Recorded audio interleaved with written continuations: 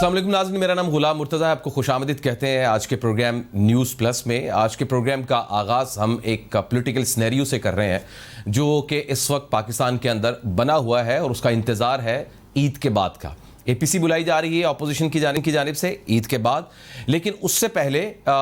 ملاقاتیں ہوئی بلاول بھٹو صاحب کی شہباز شریف صاحب سے، بلاول صاحب کی ملاقات ہوئی مولانا فضل الرحمان صاحب سے،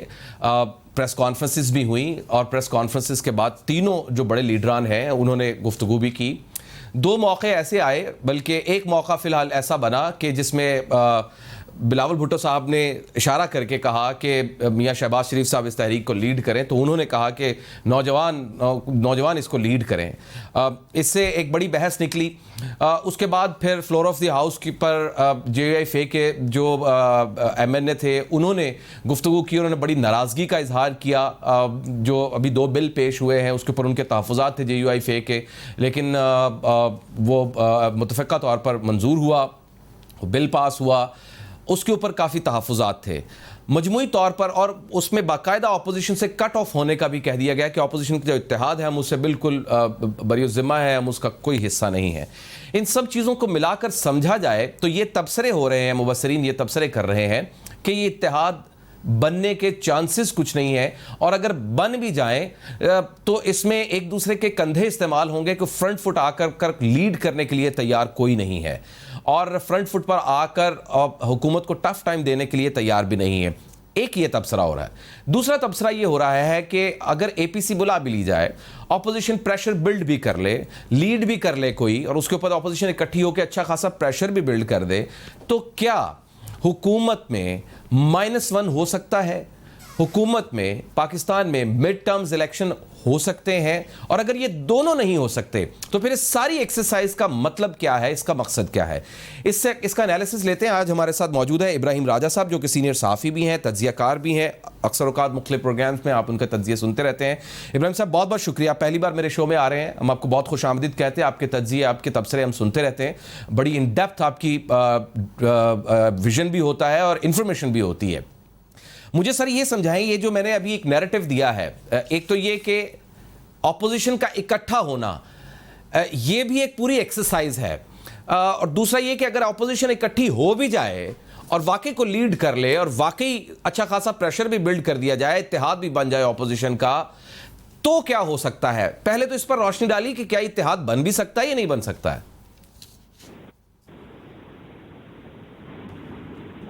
دیکھیے، ایک تو مولانا فضل الرحمان صاحب اگرچہ خود تو پارلیمنٹ سے باہر ہیں، لیکن وہ مسلم لیگ نون اور پیپلز پارٹی کے لیے ایک بہت بڑا اثاثہ ہیں. اور ہم جانتے ہیں کہ جب مولانا فضل الرحمان صاحب اسلام آباد میں دھرنا لے کر آئے تھے تو اس وقت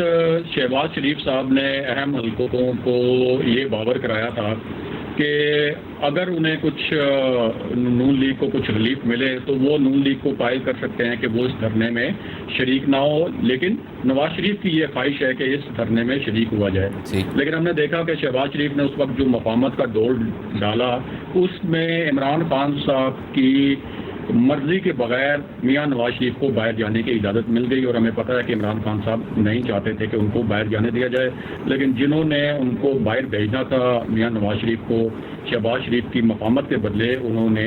بھیج دیا. اور بعد میں مولانا فضل الرحمان صاحب جو ہیں بڑے پرزچ بھی رہے کہ دھرنا وہ لے کے آئے اور مسلم لیگ نون نے اس سے فائدہ اٹھا لیا. اب ایک مرتبہ پھر یہ جو مولانا فضل الرحمان صاحب کی ناراضی نظر آ رہی ہے، جس کا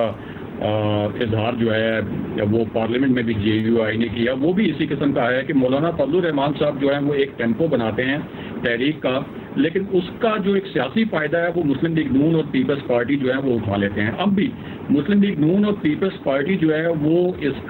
طرح سے تو فائدہ اٹھا سکتے ہیں کہ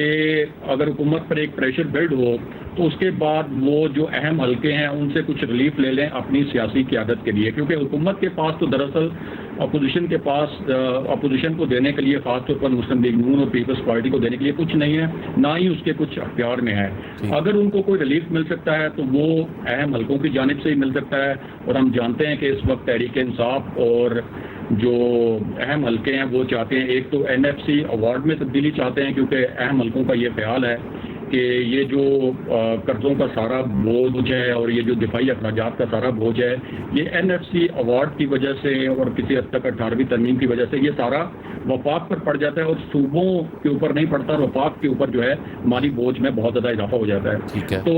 یہ جو اگر کوئی ان کو ریلیف ملتا ہے نون لیگ کی سیاسی قیادت کو، جن کے اوپر مقدمات ہیں، یا پیپلز پارٹی کی سیاسی قیادت جو ہے اس کے اوپر جو مقدمات ہیں، تو اب ہو سکتا ہے کہ اپوزیشن جو ہے اس معاملے پر کوئی ڈھیل دکھا کر، کوئی نرمی دکھا کر اپنے قیادت کے لیے کوئی جو ہے وہ ریلیف حاصل کر لے۔ لیکن عملی طور پر اگر یہ اتحاد بن بھی گیا تو یہ کچھ حکومت کے لیے کوئی زیادہ نقصان دہ نہیں ہو سکتا، نہ ہی -1 ہو سکتا ہے اس وقت تک جب تک اہم حلقوں سے اس کی منظوری نہ ہو۔ اور ہمیں یہ بھی پتہ ہے اس کی بڑی اچھی مثال کہ چیئرمین سینٹ کو ہٹانے کے لیے جو ان کے خلاف عدم اعتماد کی تحریک آئی تو اپوزیشن کی ایک بہت بڑی میجورٹی تھی سینٹ میں، لیکن اس کے باوجود وہ نہیں ہٹا سکے، اور ہم سب کو پتہ ہے، ایوری بڈی نوز کہ اس کی وجہ کیا تھی۔ تو اس وقت اہم حلقے بھی چاہتے ہیں کہ سیاسی نظام آگے چلے، ملکی معیشت آگے چلے، ایک طرف کورونا کی صورتحال بھی ہے، تو کم سے کم -1 والی تو کوئی صورتحال نہیں ہوگی۔ دوسری بات یہ ہے کہ تحریک انصاف جو ہے وہ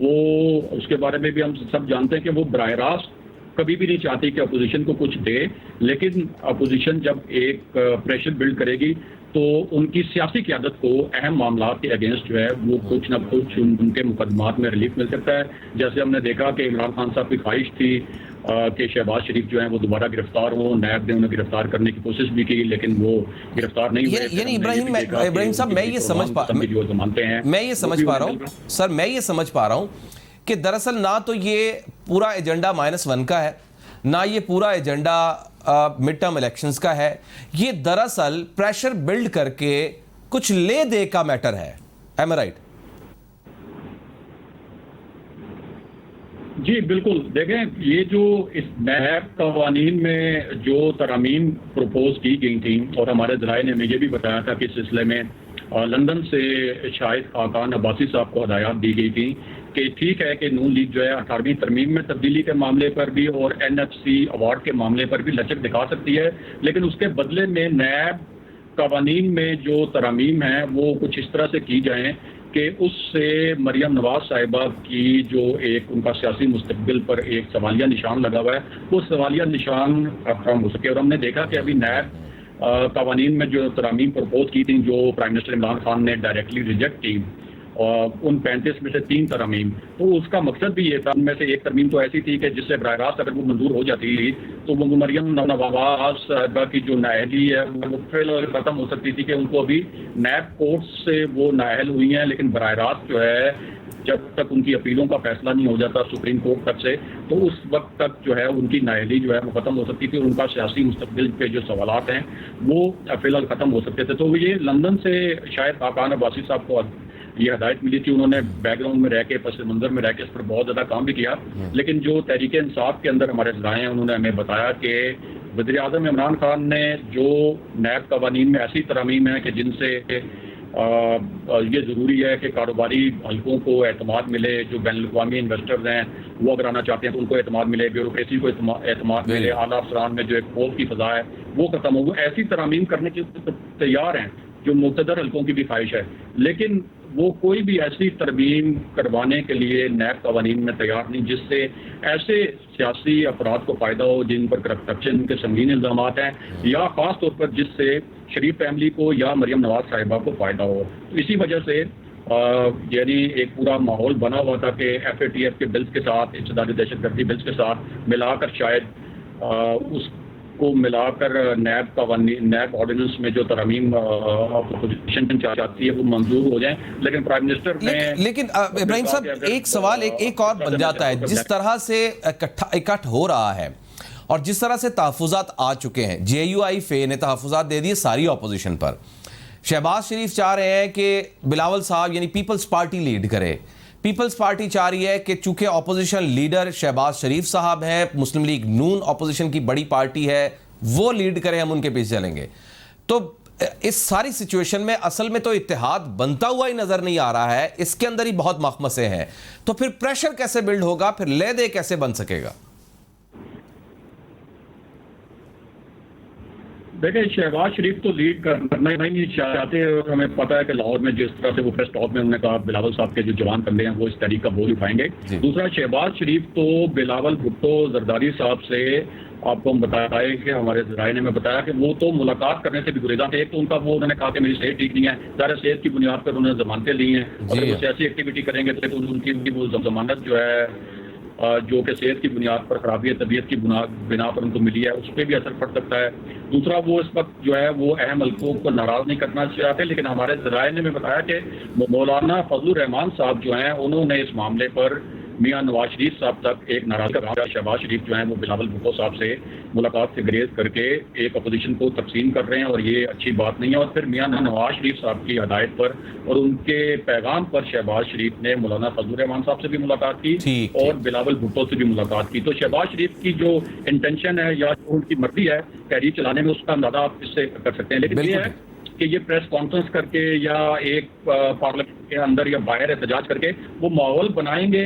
اور اس کے ذریعے کوشش کریں گے کہ اب جو بھی اب ان کے اوپر مقدمات ہیں وہ ٹھیک ہیں یا غلط ہیں وہ تو عدالتیں فیصلہ کریں گی. یعنی یہ دھرنا وغیرہ کوئی مارچ اس طرح کا کوئی فی الحال اس طرح کا کوئی ایجنڈا فی الحال نہیں بن سکتا. پریس کانفرنسز کر کے کوئی چھوٹا موٹا احتجاج کر کے پریشر بلڈ ہو سکتا ہے. بہت بہت شکریہ ابراہیم راجہ صاحب. Thank you very much sir, thank you very much. بڑا زبردست پوائنٹس اور انالیسز آپ نے ہمیں دیا. ایک بریک لیتے ہیں ناظرین اور بریک کے بعد بات کرتے ہیں عید الاضحیٰ کی.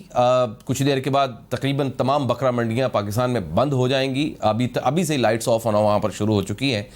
کل ہم عید الاضحیٰ منا رہے ہوں گے. عید الاضحیٰ جو ہے یہ دراصل آج اس کے اوپر بات کریں گے ہم کہ ہمارے اس کے معاشرتی اور ہماری سماجی ذمہ داریاں کیا ہیں. ہم عید الاضحیٰ پر ہماری ایسی کون سی معاشرتی ذمہ داریاں جو ہمیں پوری کرنی چاہیے اور ایسی کون سی سماجی ذمہ داریاں ہیں جو ہمیں پوری کرنی ہوں گی یا کرنی چاہیے تاکہ ہماری قربانی بارگاہ الہی میں قبول ہو جائے. ایک بریک کے بعد بات کرتے ہیں. بریک کے بعد آپ کو خوش آمدید کہتے ہیں. عید الاضحیٰ ہے اور کرونا کے ماحول کے اندر ہم عید الاضحیٰ منانے جا رہے ہیں. آج ہم اس عنوان پر بات کرنے جا رہے ہیں کہ کرونا کے اس ماحول میں عید الاضحیٰ میں ہماری معاشرتی اور سماجی ذمہ داریاں کیا ہونی چاہیے. آپ کو بہت زیادہ احتیاط کرنی پڑے گی. اس کی وجہ یہ ہے کہ اس احتیاط کے لیے کہ آپ احتیاط کریں اس کے لیے متعدد پاکستان کے دکانداروں نے اپنی بہت قربانیاں دی ہیں. یقین کیجئے بہت سارے کاروباری افراد ایسے ہیں جو بے روزگار تک ہو گئے ہیں, جن کے سروں پر 5-5 ماہ کے قرضے چڑھے ہوئے تھے اور اس عید پر انہوں نے پیسے کما کے وہ قرضے اتارنے تھے, وہ بھی نہیں اتار سکے اس لاک ڈاؤن کو. اور یہ لاک ڈاؤن کرنا بھی ضروری تھا. یہ قربانیاں دی گئی ہیں اور اس کے بعد اگر ہم عید کے دنوں کے اندر ہم نے بے احتیاطی کی تو ہم بہت اس کا خمیازہ بھگتیں گے, کیونکہ اس کے بعد چانس کوئی نہیں ہے کہ اگر یہ کرونا وائرس بڑھتا ہے تو پھر نہ جانے کب کم ہوگا. تو یہ جو سماجی اور معاشرتی ہماری ذمہ داریاں ہیں اس کے اوپر ہم بات کریں گے. ہمارے ساتھ موجود ہیں پروفیسر محمد خالد پراچا صاحب, تجزیہ کار ہیں. پروفیسر بہت بہت شکریہ سر آپ کے وقت کا. ہمیشہ آپ ہمارے لیے وقت نکالتے ہیں سر, ہماری رہنمائی کرتے ہیں, ہم آپ کے بڑے مشکور ہیں. سر عید الاضحیٰ عمومی طور پر ہر سال جو آتی ہے اس دفعہ تھوڑی مختلف ہے. اس میں کرونا وائرس کا اٹیک اور اس کا ماحول ساتھ میں ہے. اس سارے ماحول میں اور عمومی طور پر عید الاضحیٰ کے جو 3 ایام ہیں اس میں عصر تک تیسرے دن تک ہماری سماجی اور معاشرتی ذمہ داریاں کیا ہیں سر؟ بسم اللہ الرحمن الرحیم. میں تھوڑی سی بات بڑھا کے کہنا چاہوں گا سر. اصل میں یہ لفظ قربانی جو ہے نا, جی یہ ہم بچپن سے سنتے آتے ہیں اور اسے ہم ایک لفظ کے طور پہ قبول کرتے ہیں, اس پہ عمل کرتے ہیں, اس کو دہراتے رہتے ہیں. اس کی گہرائی میں جانے کی ضرورت کبھی ہم کم ہی سمجھتے ہیں. قربانی کا جو لفظی معنی ہے وہ ہے کسی چیز کو جس کو آپ خود اپنے اختیار میں, اپنے تصرف میں, اپنے قبضے اور کنٹرول میں رکھ سکتے ہیں اور اس سے فائدہ بھی اٹھا سکتے ہیں. اسے محض اللہ کی رضا کے لیے قربان کر دینا یا اس کے فائدے سے یا حق کے استفادہ سے یا نفع سے یا ملکیت سے اپنے آپ کو الگ کر لینا. صحیح. تو یہ قربانی کا بڑا مشہور یعنی وہ کہنے چاہیے کہ جامع تصور ہے. اس لفظ کو ہم سمجھتے ہیں پھر اگلی بات یہ ہے کہ یہ ہمارا جو قربانی کا لفظ ہے یہ ابراہیم علیہ السلام کے اس اقرار کا تسلسل ہے جس کا اللہ تعالیٰ نے قرآن مجید میں ذکر کر کیا ہے، اسلمت برب العالمین، واہ سبحان کہ اللہ تعالیٰ میں اپنے سارے خواہشات کو، جذبات کو، سوچ کو، خیال کو، گمان کو، قیاس کو ایک طرف رکھتا ہوں اور میں تیرے امر کو، تیری رضا کو مقصود بناتا ہوں، اور اس کے لیے ابراہیم علیہ السلام نے وہ سب کچھ کیا جو توقع کی جاتی ہے، اور اس کی آخری شکل ہم نے اس دن کے حوالے سے دیکھی یا جانتے ہیں کہ انہوں نے اپنے اس لخت جگر کی جو انہیں برسا برس کی ریاضت کے بعد تقریباً 85 سال کی عمر میں اللہ کی طرف سے ملا تھا، اس کی گردن پہ چھری رکھ دی، جی ہاں، اور اس کی یاد میں ہم یوم نحر یا یوم قربانی یا عید الاضحیٰ مناتے ہیں۔ اب اللہ تعالیٰ نے ہماری عبادت کے حوالے سے، تمام عبادتوں کے حوالے سے جو معیار یا مقصود سٹینڈرڈ جی یا جسے انگریزی میں کہتے ہیں ریزن ڈیٹری یا وجہ، وہ ان الصلاتی و نسکی و محیایا و مماتی للہ رب العالمین، میری نماز، میری قربانی، میری زندگی، میری موت، سارا کچھ اللہ کی رضا کے لیے ہے۔ لہذا جب ہم اپنے آپ کو اللہ کی رضا کے حوالے کرتے ہیں اور اللہ کی رضا کے حصول کے لیے ایک جانور علامتی طور پہ قربان کرتے ہیں، تو میرے اور میرے اللہ کے درمیان اللہ ہی جاننے والا ہے کہ میرے محرکات کیا ہیں، میرا ارادہ کیا ہے، اور وہ جو کہتے ہیں جس دھج سے کوئی مقتل میں گیا وہ شان سلامت رہتی ہے، میں جس دھج سے یہ قربانی اللہ کے حضور میں پیش کر رہا ہوں، میں اللہ کے حضور سے اسی قدر رضا کا اور انعامات کا مستحق قرار پاؤں گا۔ اچھا جی، اب آپ نے سماجی سیاسی بیانیے کی بات ساتھ رکھی ہے، تو میں نے اگر اپنا مقصود عمل جو ہے قربانی کا وہ اللہ کی رضا کو بنایا ہے، تو اللہ کی رضا کی تلاش کے بہانے ہر جگہ مجھے نظر آتے ہیں۔ میں اگر اپنے پڑوسی کے حقوق کا خیال کرتا ہوں،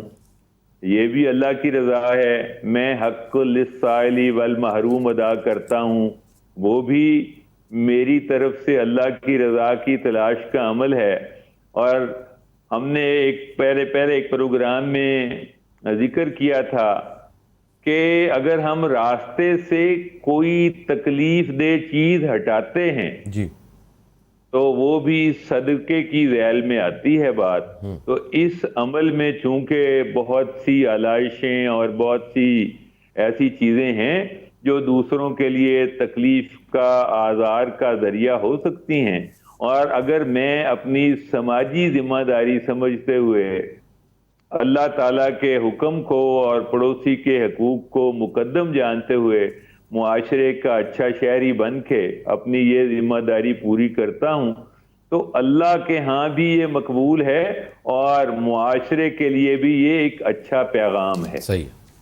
ٹھیک ہے۔ اس میں ہمیں صرف قربانی کی حد تک پروفیسر سوال ہوتا ہے کہ ہم قربانی گوشت کرتے ہیں، لیکن اس میں 2-3 پہلو ایسے ہیں جو معاشرے کے اندر پریویل کرتے ہیں۔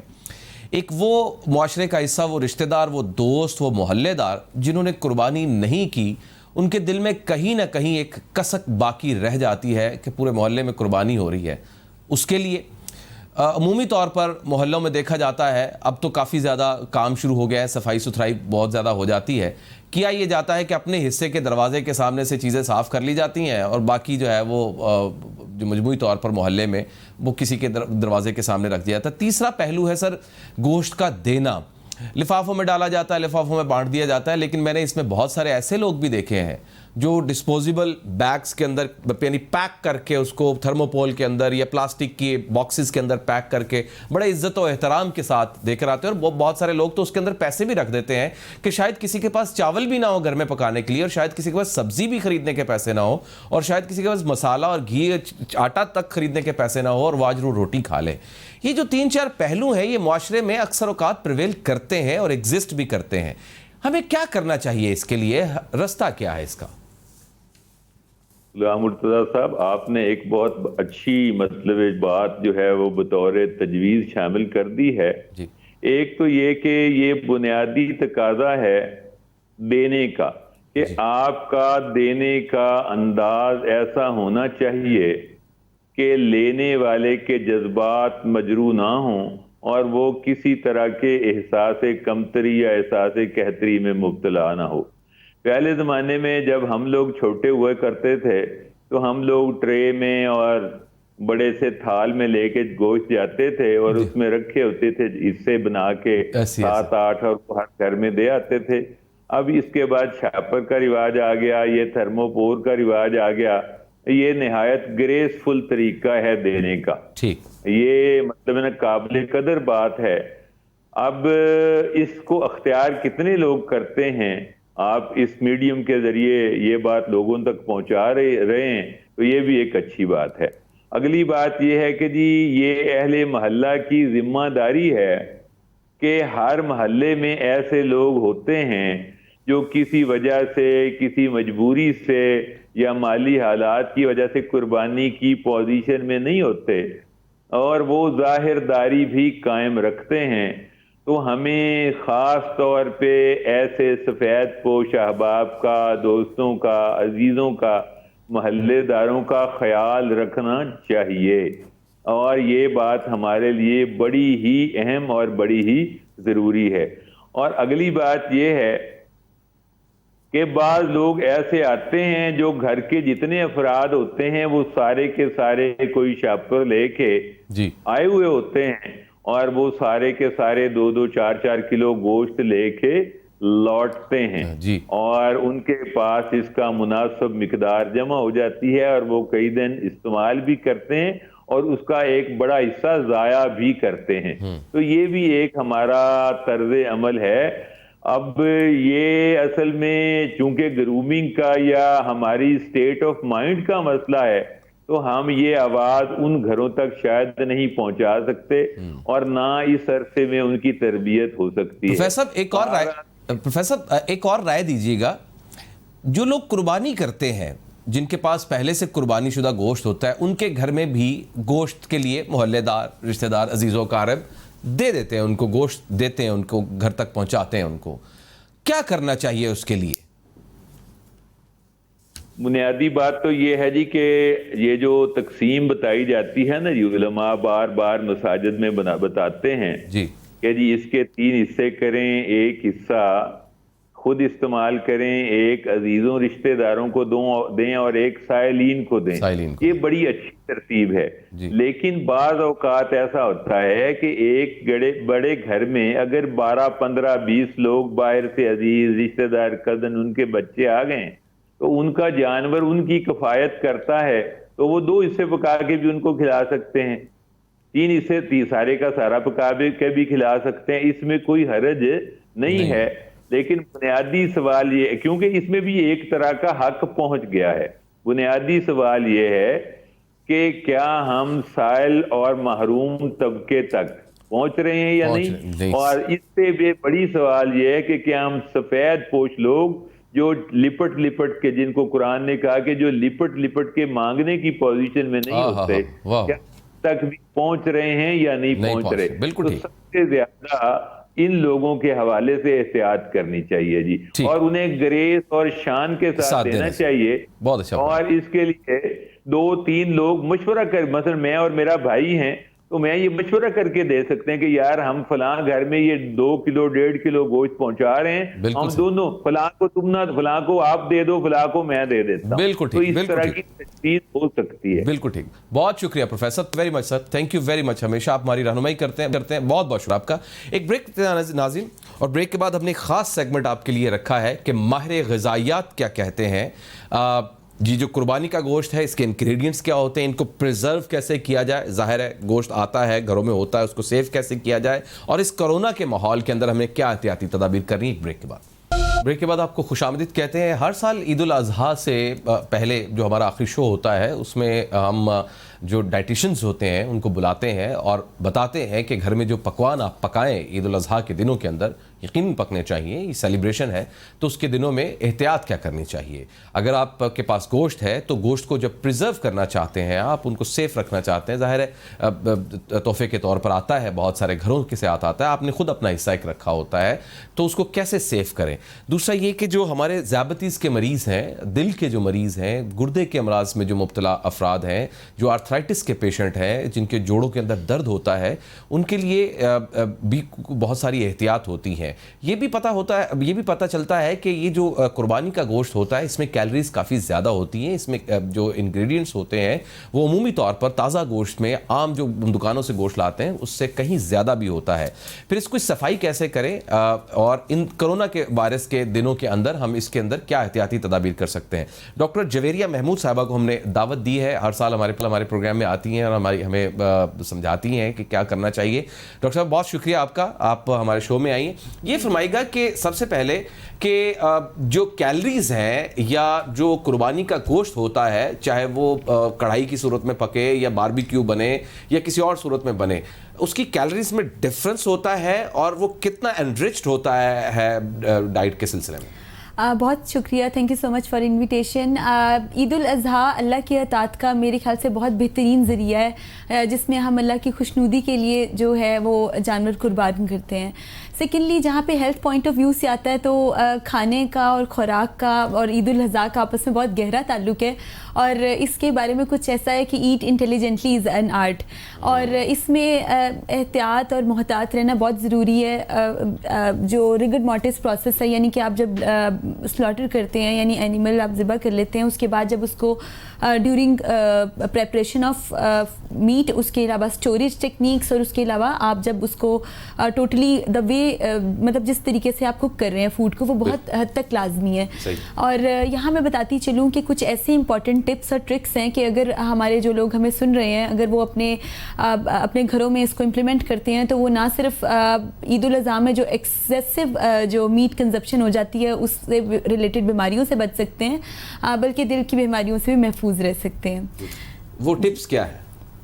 جی میں بتاتی چلوں. نمبر 1 یہ کہ آپ نے تقریباً 6 گھنٹے کا وقفہ رکھنا ہے ایک میل سے سیکنڈ میل میں. دوسرا, گوشت کو ہمیشہ سبزی کے ساتھ بنائیں. مین ٹو سے دیٹ آپ کا جیسے آپ کو پتہ ہے کہ پاکستان میں یہ ہماری ایک ہسٹری ہے اور ایک اسلامک ہسٹری ہے کہ میٹ کو ایز اے فیسٹیو فوڈ لیا جاتا ہے, اور ہم اپنا یہ جو ہسٹری ہے یا جو ہمارا کلچر ہے, ٹریڈیشن ہے, اور جو ہمارا مسلم کلچر ہے, اس کو ہم تازہ رکھتے ہیں. اور اسپیسیفکلی ہمارے شاہی کھانے بنائے جاتے ہیں اسپیسیفکلی ڈیز میں, اور ہر سیکنڈ میل مطلب آپ گیپ بھی نہیں دے رہے ہوتے, اور یو آر ٹیکنگ, کبھی آپ اپنے گھر پہ لے رہے ہوتے ہیں, کبھی آپ اپنے جو آپ کے پیارے اور چاہنے والے ہیں ان کی طرف آپ وہی میٹ کنزیوم کر رہے ہوتے ہیں. سو اس میں ایک چیز امپورٹنٹ ہے کہ سبزیوں کا, کچی سبزیوں کا, را ویجیٹیبل جوسز کا ساتھ ساتھ استعمال کیا جائے, اور کھانے کے ساتھ کاربونیٹڈ ڈرنک کا بالکل استعمال نہ کریں. نیم گرم پانی لے لیں یا نیم گرم قہوہ اگر آپ لیتے ہیں تو آپ کی ڈائجیشن اچھی ہو جائے گی, ایزیلی ڈائجسٹیبل ہوگا. کیونکہ اکثر اوقات آپ اس کے ساتھ تو کوک وغیرہ مطلب لائک یہ سافٹ ڈرنک زیادہ لوگ لیتے ہیں. ایگزیکٹلی اتنی گرمی کے اندر قہوہ وہ زیادہ تو نہیں ہوگا. نہیں دیکھیں, ہمیشہ جو مطلب جو قربانی کا جانور ہوتا ہے اس میں ایکسیسو فیٹس ہوتے ہیں, اور اکثر اوقات تو آپ نے دیکھا ہوگا لوگ آلریڈی ایک اینیمل فیٹ ہے اور اینیمل فیٹ کو دیسی گھی میں اور اینیمل فیٹ میں کوک کر رہے ہوتے ہیں. تو نمبر 1 کھانا آپ بناتے ہیں جیسے مطلب we start over Eid with some meetha, sheer خورما, رس ملائی یا ورس ملائی, اس طرح کی چیزوں سے آپ بالکل بالکل میٹھا ضرور کھائیں کیونکہ یہ سنت بھی ہے اور اس میں اللہ کی خوشنودی بھی ہے. میٹھا ضرور لیں. سیکنڈ نمبر پہ میٹ آرگنز کا ذرا ڈائریکٹلی کم استعمال کریں, اسپیسیفکلی وہ لوگ جن کو کولیسٹرول ہے, ہائپر لپیڈیمیا ہے, یعنی ان کے لپڈز لیول ہائی ہیں, یا ان کو آلریڈی اینجیوپلاسٹی انجیوگرافی کروا چکے ہوئے ہیں. اور کوشش کریں کہ اس فیسٹیو اوکیزن کے ساتھ ساتھ اپنی ہیلتھ کا بھی خیال رکھیں, کیونکہ کہتے ہیں کہ صحت مند معاشرہ جو ہوتا ہے وہ صحت مند قومیں بناتی ہیں. تو ہم ایک مطلب بینگ این ایجوکیٹڈ اور رسپانسبل سٹیزن ہمیں چاہیے کہ ہم اپنی جو ہماری سرٹن لمیٹیشنز ہیں ان کو دیکھتے ہوئے ہم ڈائٹ امپلیمنٹ کریں. دو چیزوں کا جواب دیں. ہمارے پنجاب کے اندر خاص طور پہ, بلکہ پورے پاکستان کے اندر ہی کیا یہ جاتا ہے کہ جناب کڑھائی بن گئی ہے, کھانا اچھے سے رج کے کھا لیا ہے, سارا دن کام شام کیا ہے, اور اس کے بعد جو دہی کا رائتا ہے نا جی, اس کے اندر پودینہ منٹ وغیرہ ڈال کے اور اس کی بنا کے چٹنی سی, اور وہ بنا کے وہ پوری پی جاتے ہیں, کافی زیادہ پی لیتے ہیں. اس کا واقعی فائدہ ہوتا ہے؟ دیکھیے میٹ جو ہے وہ ایسیڈک ان نیچر ہے. مطلب میٹ اگر آپ زیادہ گوشت لیتے ہیں, آپ نے سنا ہوگا کہ بہت سے لوگ کہتے ہیں تیزابیت ہو گئی, بدہضمی ہو گئی, ایسیڈیٹی ہو گئی. اور آپ دیکھیں اس کے ساتھ اگر آپ